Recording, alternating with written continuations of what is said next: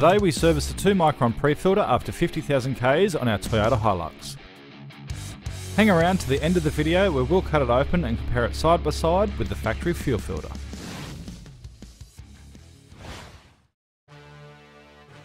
A quality fuel filter water separator provides maximum protection for your modern diesel engine by effectively removing contaminations from the fuel such as water, sand, dirt and rust.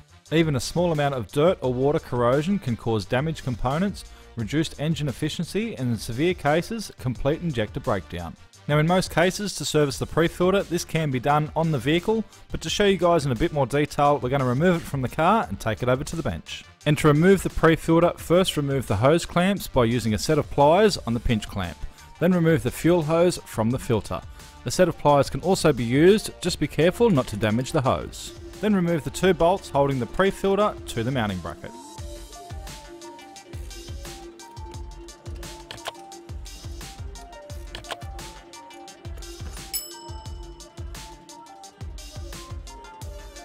And to see how well the pre-filter has performed, we're going to remove the factory filter from the vehicle as well.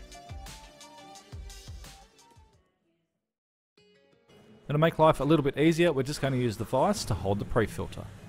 First remove the collection bowl and then the filter by turning both in an anti-clockwise direction. And in some cases the use of a filter removal tool may be required.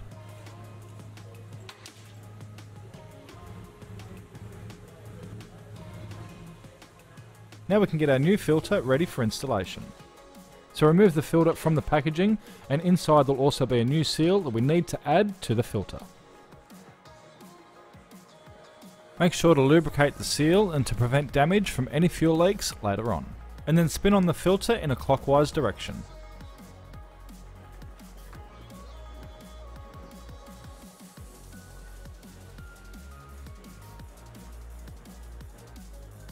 And then you can repeat the process for the collection bowl. Insert the new seal, apply some lube and spin on in a clockwise direction. And that's all there is to servicing your pre-filter. Now we can move on to the factory filter. And to gain access to the cartridge we'd need to remove the locking collar to be able to remove the upper section of the filter housing. Now after 50,000 Ks you would expect this filter to be quite dirty, so let's see if the pre-filter has done its job. Now that cartridge still looks brand new, and remember to hang around when we cut open the pre-filter at the end of the video. And just like the pre-filter, the factory filter also needs to have all the seals replaced and lubed before reinstalling back to the vehicle.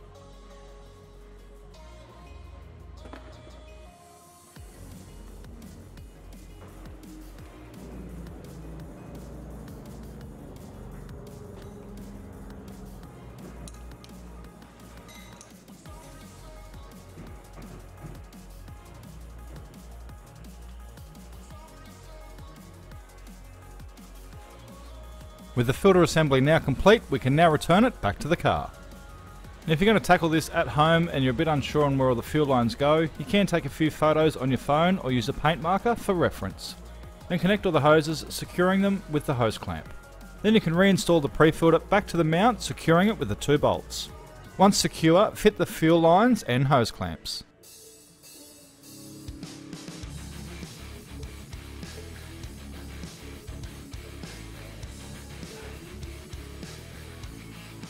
Now with all the fuel lines back into place, we now need to prime the fuel system.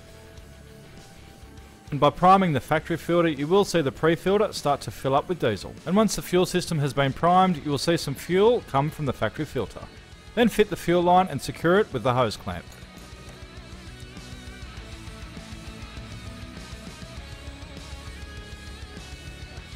Then you can start the car and let it idle for 30 seconds. Just inspect all fuel lines and hose clamps are fitted correctly.